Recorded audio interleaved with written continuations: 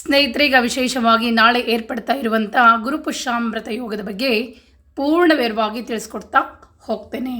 ನಾಳೆ ದಿನ ಅತ್ಯಂತ ಶುಭ ಯೋಗದಲ್ಲಿ ಪ್ರಾಪ್ತಿ ಆಗ್ತಾ ಇರೋದ್ರಿಂದ ಯಾವ ಯಾವ ವಸ್ತುಗಳನ್ನ ಹಾಕ್ಕೊಂಡ್ರೆ ಬಹಳಷ್ಟು ಒಳ್ಳೆಯದು ಅನ್ನೋದ್ರ ಬಗ್ಗೆನೂ ಕೂಡ ತಿಳಿಸ್ಕೊಡ್ತಾ ಹೋಗ್ತೀನಿ. ಸಮಯ ಕೂಡ ಶುಭ ಲಗ್ನಗಳನ್ನು ಕೂಡ ತಿಳಿಸ್ಕೊಡ್ತೀನಿ. ನಾಳೆ ದಿವಸ ಗುರುವಾರ 23ನೇ ತಾರೀಕು ಸಪ್ತಮಿ ತಿಥಿ. ಇದನ್ನು ನಾವು ಗಂಗಾ ಸಪ್ತಮಿ ಅಂತ ಕೂಡ ನಾಳೆ ಆಚರಣೆ ಮಾಡ್ತಾ ಇದ್ದೇವೆ. ಇಂಥ ಸಪ್ತಮಿ ತಿಥಿಯಲ್ಲಿ ಗುರುವಾರ ಪುನರ್ವಸು ನಕ್ಷತ್ರ, ಸುಕರ್ಮ ಯೋಗ ಅಂತ ಕೂಡ ನಾವು ಹೇಳ್ತೀವಿ. ನಾಳೆ ದಿವಸ ಸುಕರ್ಮ ಯೋಗವೇ ಸುಕರ್ಮ ಇದ್ದಾಗ ಅತ್ಯಂತ ಶುಭವನ್ನು ತಂದು ಕೊಡ್ತದೆ. ಅದಕ್ಕಾಗಿ ನಾಳೆ ಬಹಳಷ್ಟು ಒಳ್ಳೆಯ ಯೋಗಗಳು ಒಂದೇ ದಿನ ಪ್ರಾಪ್ತಿಯಾಗ್ತಾ ಇರೋದ್ರಿಂದ ಶುಭ ವಸ್ತುಗಳನ್ನು ಖರೀದಿಗೆ ಸಮಯವನ್ನು ಕೂಡ ಕೊಡ್ತೀನಿ. ಅದರಲ್ಲೂ ಈ ಗುರು ಪುಷ್ಯಾಮೃತ ಯೋಗ ಬಹಳಷ್ಟು ಒಳ್ಳೆಯದು. ಪುಷ್ಯ ನಕ್ಷತ್ರ ಗುರುವಾರ ಬಂದರೆ ಯಾಕೆ ಎಷ್ಟೊಂದು ಮಹತ್ವ ಅನ್ನೋದನ್ನು ಹೇಳ್ತೀನಿ ಕೇಳ್ರಿ. ಈ ಪುಷ್ಯ ನಕ್ಷತ್ರಕ್ಕೆ ನಾವು ಸಂಪತ್ತು, ಅಭಿವೃದ್ಧಿ ಅಂತ ಹೇಳ್ತೀವಿ. ಆ ದಿನ ನಮಗೆ ಏನಿರಬೇಕು ಅಂದರೆ ಚಂದ್ರ ತನ್ನ ಸ್ವಂತ ಮನೆಯಾದಂಥ ಕರ್ಕ ರಾಶಿಯಲ್ಲಿ ಸ್ಥಿತಿನಿರಬೇಕು.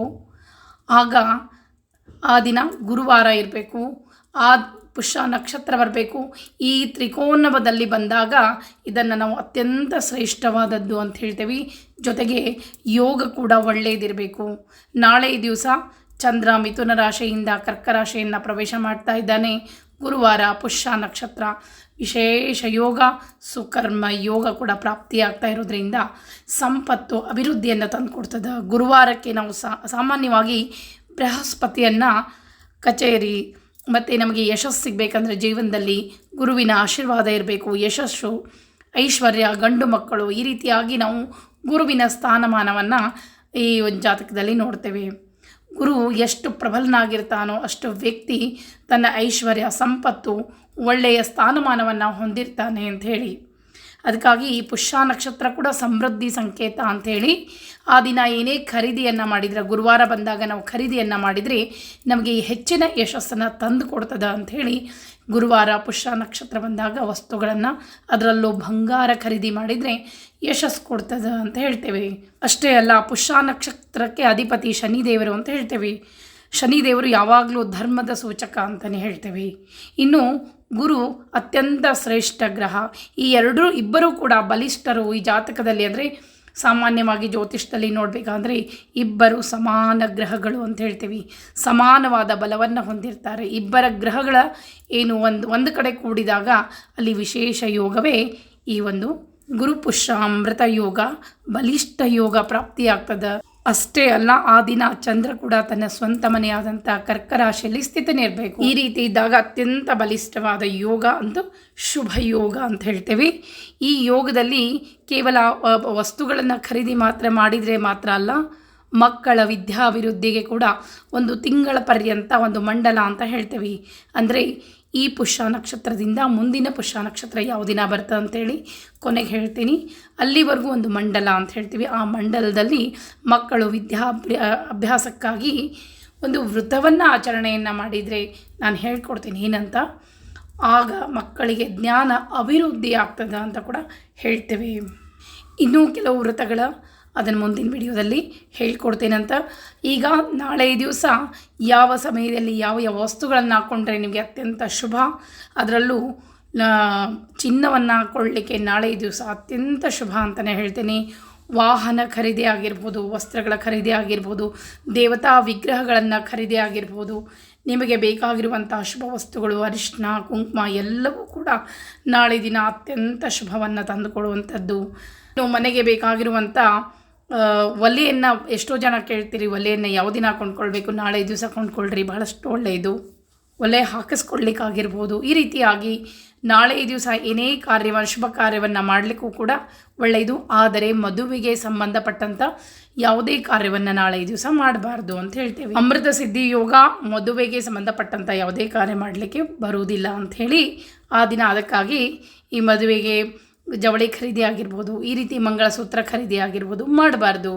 ಇನ್ನು ಭೂಮಿ ಖರೀದಿ ಆಗಿರ್ಬೋದು, ಭೂಮಿ ರಿಜಿಸ್ಟ್ರೇಷನ್ ಆಗಿರ್ಬೋದು, ಮಕ್ಕಳ ಸ್ಕೂಲ್ ಅಡ್ಮಿಷನ್ ಆಗಿರ್ಬೋದು, ಕ್ಲಾಸ್ ಅಡ್ಮಿಷನ್ ಆಗಿರ್ಬೋದು, ಎಲ್ಲವನ್ನು ನಾಳೆ ದಿವಸ ಮಾಡ್ಬೋದು. ಮಕ್ಕಳಿಗೆ ಪುಸ್ತಕವನ್ನು ಖರೀದಿ ಮಾಡೋದಿದ್ದರೆ ನಾಳೆ ಖರೀದಿ ಮಾಡಿರಿ.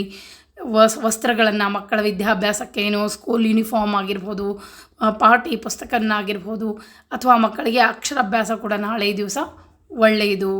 ಇನ್ನು ಮೊದಲನೇದಾಗಿ ನಾಳೆ ದಿವಸ ಸಮಯವನ್ನು ಹೇಳಿಬಿಡ್ತೀನಿ, ನೋಟ್ ಮಾಡಿ ಇಟ್ಕೊಳ್ರಿ. ಯಾವ ವಸ್ತುವನ್ನು ಯಾವ್ಯಾವ ಸಮಯದಲ್ಲಿ ಖರೀದಿ ಮಾಡಬೇಕು ಅದು ಮುಂದೆ ಹೇಳ್ತಾ ಹೋಗ್ತೀನಿ. ನಾಳೆ ದಿವಸ ಚಿನ್ನವನ್ನು ಖರೀದಿ ಮಾಡಬೇಕು ಅಂತಿದ್ದರೆ 9:50 11:40 ಈ ಒಳಗೆ ನೀವು ಮೀನ ಲಗ್ನದಲ್ಲಿ ಬಂಗಾರವನ್ನು ಖರೀದಿ ಮಾಡ್ಬೋದು. ಮೀನ ಲಗ್ನಕ್ಕೆ ಗುರು ಅಧಿಪತಿ ಅತ್ಯಂತ ಶ್ರೇಷ್ಠ ಅನ್ನಿಸ್ಕೊಳ್ತದೆ, ನಾಳೆ ದಿವಸ ಖರೀದಿ ಮಾಡ್ಬೋದು. ಇನ್ನು ಭೂಮಿ ಪೂಜೆ ಆಗಿರ್ಬೋದು, ಮಕ್ಕಳಿಗೆ ಅಡ್ಮಿಷನ್ ಆಗಿರ್ಬೋದು ಸಹ ಈ ಒಂದು ಸಮಯದಲ್ಲಿ ಮಾಡಬಹುದು. ಇಲ್ಲಿ ಇನ್ನೊಂದು ವಿಶೇಷ ಯೋಗ ಪ್ರಾಪ್ತಿ ಆಗ್ತಾ ಇದೆ. ಮಧ್ಯಾಹ್ನ ಸಮಯದಲ್ಲಿ 12:38 2 ಗಂಟೆವರೆಗೆ ನೀವು ವಿಶೇಷವಾಗಿ ಭೂಮಿ ಪೂಜೆ ಖರೀದಿ ಆಗಿರ್ಬೋದು, ಏನೇ ವಸ್ತುಗಳ ಖರೀದಿ ಆಗಿರ್ಬೋದು, ಇದು ಬಹಳನೇ ನಿಮಗೆ ಲಾಭವನ್ನು ತಂದುಕೊಡುವಂಥ ಸಮಯ ಅಂತ ಹೇಳ್ತೀನಿ. ಈ ಸಮಯದಲ್ಲಿ ನೀವು ಯಾವುದೇ ಶುಭ ಕಾರ್ಯವನ್ನು ಕೊಂಡುಕೊಳ್ಳೋದಂಥ ಕೆಲಸವನ್ನು ಖಂಡಿತ ಮಾಡಿರಿ, ಶುಭವನ್ನು ತಂದುಕೊಡ್ತದೆ. ಯಾವುದೇ ಒಳ್ಳೆಯ ಕೆಲಸ ಆದರೂ ಕೂಡ ಈ ಸಮಯ ಅತ್ಯಂತ ಶ್ರೇಷ್ಠ. ಇನ್ನು ಬೆಳ್ಳಿ ವಿಗ್ರಹ, ಈ ಬೆಳ್ಳಿಯ ಯಾವುದೇ ಆಭರಣಗಳಾಗಿರ್ಬೋದು, ಏನೇ ವಸ್ತುಗಳನ್ನಾಗಿರ್ಬೋದು, ಸಾಯಂಕಾಲ 5:30 7:40 ಇದು ಅತ್ಯಂತ ಶ್ರೇಷ್ಠ ಅಂತ ಹೇಳ್ತೇವೆ. ಕರ್ಕಲಗ್ನ ಲಗ್ನಕ್ಕೆ ಚಂದ್ರಾಧಿಪತಿ ತಂಪನ್ನು ತಂದುಕೊಡ್ತದೆ ಮನೆಗೆ. ಯಾವುದೇ ಶುಭ ವಸ್ತುಗಳನ್ನು ಈ ಸಮಯದಲ್ಲಿ ನೀವು ಖಂಡಿತವಾಗಿಯೂ ನಾಳೆ ದಿವಸ ಖರೀದಿ ಮಾಡಬಹುದು. ನಾಳೆ ದಿವಸ ಈ 3 ಲಗ್ನಗಳು ಅತ್ಯಂತ ಶ್ರೇಷ್ಠ ಅನ್ನಿಸ್ಕೊಳ್ತಾ ಇದೆ. ಈ ಒಂದು ಸಮಯದಲ್ಲಿ ಖರೀದಿ ಮಾಡಿದಂಥ ವಸ್ತುಗಳು ಅತ್ಯಂತ ಶುಭವನ್ನು ತಂದುಕೊಡ್ತದೆ. ಪುಸ್ತಕ ಖರೀದಿ ಆಗಿರ್ಬೋದು, ಮಕ್ಕಳ ಪಾಟಿ ಚೀಲ ಆಗಿರ್ಬೋದು, ಏನೇ ಒಂದು ಶುಭ ಕಾರ್ಯಗಳನ್ನು ನಾಳೆ ದಿವಸ ಮಾಡಬಹುದು. ಇನ್ನು ವಿಶೇಷವಾಗಿ ಮಕ್ಕಳಿಗೆ ಜ್ಞಾನ ಅಭಿವೃದ್ಧಿ ಆಗಲಿಕ್ಕೆ ಈಗಾಗಲೇ ಬಹಳಷ್ಟು ಸಲ ಹೇಳ್ಕೊಟ್ಟೀನಿ, ಆದರೂ ಕೂಡ ಇನ್ನೂ ಒಂದು ಸಲ ಹೇಳ್ಕೊಡ್ತೀನಿ.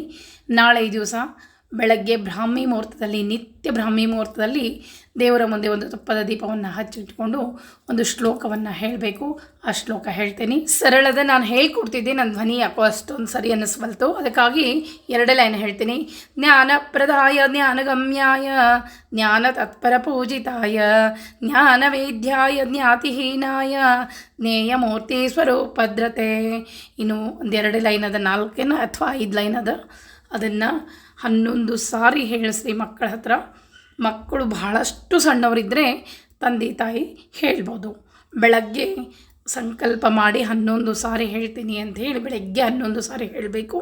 ಬೇರೆ ಏನೂ ಇಲ್ಲ, ದೇವ್ರ ಮುಂದೆ ಕೂತ್ಕೊಂಡು ತುಪ್ಪ ದೀಪ ಹಚ್ಚಿಟ್ಕೊಂಡು ಮಕ್ಕಳು ಸ್ನಾನ ಮಾಡ್ಕೊಂಡು ಬಂದು 11 ಸಾರಿ ಹೇಳಬೇಕು. ಮಕ್ಕಳೇ ಹೇಳಿದರೆ ಬಹಳಷ್ಟು ಒಳ್ಳೆಯದು. ಮಕ್ಕಳಿಗಾಗಲಿಲ್ಲ ಅಂದರೆ ನಂತರ ತಂದೆ ತಾಯಿ ಕೂಡ ಹೇಳ್ಬೋದು. ಇದನ್ನು ಒಂದು ಮಂಡಲ ಅಂತ ಹೇಳ್ತೇವೆ. ಮೇ 22ನೇ ತಾರೀಕಿನವರೆಗೆ, ಅಂದರೆ ನಾಳೆಯಿಂದ ಹಿಡಿದು ಮೇ 22ರವರೆಗೆ ಹೇಳಬೇಕು. 1 ತಿಂಗಳ ಒಂದು ಮಂಡಲ ಮಾಡೋದ್ರಿಂದ ಮಕ್ಕಳಲ್ಲಿ ಜ್ಞಾನ ಅಭಿವೃದ್ಧಿ ಆಗ್ತದೆ. ನೀವೇ ನಂಗೆ ಕಮೆಂಟ್ಸ್ ಹಾಕಿ ಹೇಳ್ತೀರಿ. ಇನ್ನು ಮುಂದೆ ನಾಳೆ ವಿಶೇಷವಾಗಿರುವಂಥ ಕಷ್ಟ ಪರಿಹಾರಕ್ಕಾಗಿ ಕೂಡ ಒಂದು ಸ್ತೋತ್ರವನ್ನು ಹೇಳ್ಕೊಡ್ತೀನಿ. ಮುಂದಿನ ವಿಡಿಯೋದಲ್ಲಿ ಮತ್ತೆ ಸಿಗ್ತೀನಿ. ನಮಸ್ಕಾರ. ಇದನ್ನು ಮಕ್ಕಳು ಬೆಳಗ್ಗೆ ಬ್ರಾಹ್ಮಿ ಮುಹೂರ್ತದಲ್ಲೇ ಹೇಳಬೇಕು, ಅಂದ್ರೆ ಅವರಿಗೆ ಹತ್ತದ. ನಾವು ಹೇಳ್ತೇವೆ ಬಹಳಷ್ಟು ಬೇಗನೆ ಫಲವನ್ನು ಕೊಡ್ತದೆ ಅಂಥೇಳಿ. ಮತ್ತೆ ಮುಂದಿನ ಪೋಸ್ಟ್ನಲ್ಲಿ ಸಿಗ್ತೀನಿ. ನಮಸ್ಕಾರ.